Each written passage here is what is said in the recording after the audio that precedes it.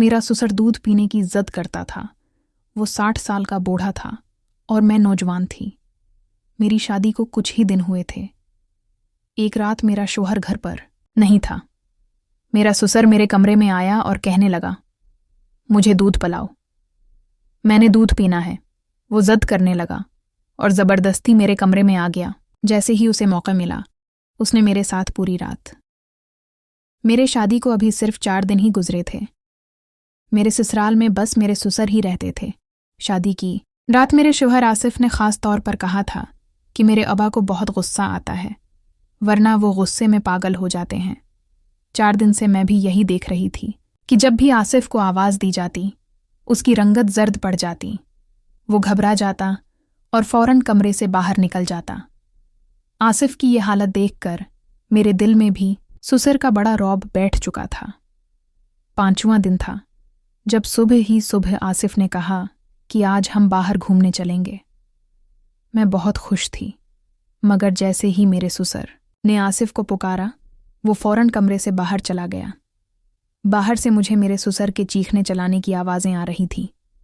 वो कह रहे थे, 4 दिन शादी के हंगामे में गुजर गए। तुम्हें एहसास भी है कि फैक्ट्री में तुम्हारी गैर हाजिरी की वजह से कितना नुकसान हो सकता है, और आज फिर तुम छुट्टी करके बैठ गए हो। फौरन फैक्ट्री जाओ और तमाम मजदूरों के सर पर खड़े हो ताकि वो ठीक से काम करें। तुम्हारी शादी मैंने उसलिए नहीं की कि तुम बस अपनी बीवी के साथ कमरे में बैठे रहो। ये सुनकर मुझे बहुत गुस्सा आया।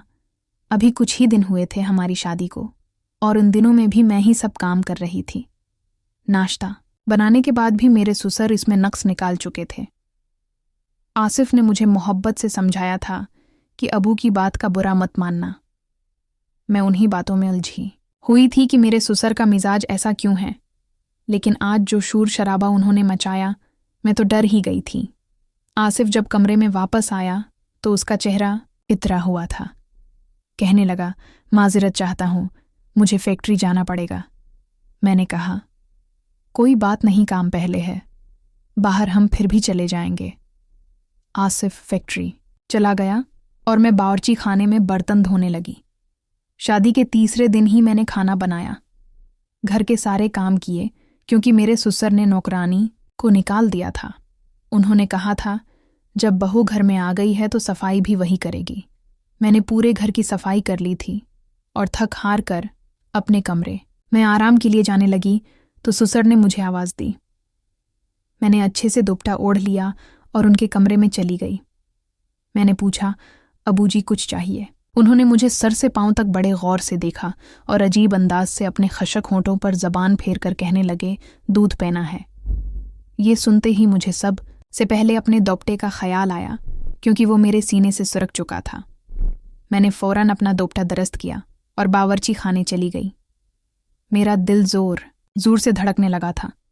मुझे कुछ अजीब सा महसूस हो रहा था। मैंने फ्रीजर से दूध निकाला, गिलास में डाला और खुद को अच्छी तरह दुपटे में लपेटकर अपने ससुर के कमरे में चली गई। मैंने साइड टेबल पर दूध का गिलास रखा और जैसे ही बाहर निकलने लगी, ससुर ने कहा, बैठो, थोड़ी देर मुझसे बातें कर लिया करो। घर में तुम्हारे अलावा तो कोई होता नहीं। मैं कई दिनों से अकेला हूं और अकेले बैठकर बोर हो जाता हूं। ये सुनकर मैं और भी ज़्यादा परेशान हो गई।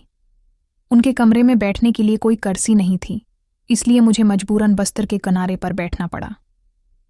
उन्होंने उधर उधर की बातें शुरू कर दें, मगर जैसे ही उन्होंने दूध का गिलास मुंह से लगाया, फौरन हटा दिया और बोले, ये बहुत ठंडा है, मैं इतना ठंडा दूध नहीं पी सकता, मुझे तो गर्म दूध पसंद है। ये कहकर उनकी नज़रें मेरे चेहरे से होती हुई मेरे पूरे जिस्म पर सफ़र करने लगी। उनकी नज़रों में कुछ ऐसा था कि मुझे बेचैनी महसूस होने लगी। मेरे माथे पर पसीने के कतरे नुमायां हो गए थे। मैंने जल्दी से दूध का गिलास लिया और दोबारा बावर्ची खाने चली गई। मैंने दूध को हल्का सा गर्म किया और फिर वापस ले गई। जैसे ही मैंने गिलास उनके सामने रखा, उन्होंने दूध के साथ मेरा हाथ भी थाम लिया। मुझे तो जैसे पूरे बदन में करंट सा लगा। मैंने फौरन घबराकर हाथ खींचना चाहा तो उन्होंने छोड़ दिया। मैं कमरे से निकलने लगी तो कहने लगे, कहाँ जा रही हो? यहाँ बैठो। मुझसे बातें करो, तन्हाई मुझे डिसने लगती है। ये सुनकर मेरा दिल और ज़्यादा बेचैन होने लगा। फिर कहने लगे, तुमने शादी के अगले दिन जो गुलाबी रंग का सूट पहना था वो बहुत खूबसूरत लग रहा था, आज वही पहन लेना। ये सुनकर मुझे बहुत बुरा लगा। ये फरमाइश तो मेरे शौहर को करनी चाहिए थी, मेरे ससुर को नहीं। जब भी आसिफ फैक्ट्री चला जाता, मेरा ससुर मुझे अपने कमरे में बुला लेता, अजीब नज़रों से देखता, बार बार अपने होंठों पर जबान फेरता और कहता, मुझे दूध पीना है, मुझे गर्म दूध करके दो। जब मैं दूध देकर जाने लगती, वो मेरा हाथ पकड़ लेता और कहता, मेरे पास बैठो, मुझसे बातें करो। मैं कोई बहाना बनाकर निकलने की कोशिश करती कि मुझे खाना बनाना है, बर्तन धोने हैं, मगर अब मेरा दिल बहुत बेचैन होने लगा था। मैं सोच रही थी कि आसिफ से बात करनी चाहिए, लेकिन कैसे, वो तो अपने बाप के सामने कांपता था, सर झुकाकर बस जी करता रहता था। एक दिन मैं बावर्ची खाने में काम कर रही थी कि अचानक मेरा ससुर वहां आ गया। उसने मुझे पीछे से पकड़ लिया, झटके से टेबल से लगा दिया, और जो कुछ मेरे साथ किया मैं बता नहीं सकती। मैं किसी तरह अपनी इज्जत बचाकर अपने कमरे में चली गई, दरवाज़ा बंद कर लिया, कुंडी लगा दी और बेड पर बैठ गई। मेरी सांसें तेज हो रही थीं, मेरा वजूद कांप रहा था, मेरी आंखों से आंसू बहने लगे।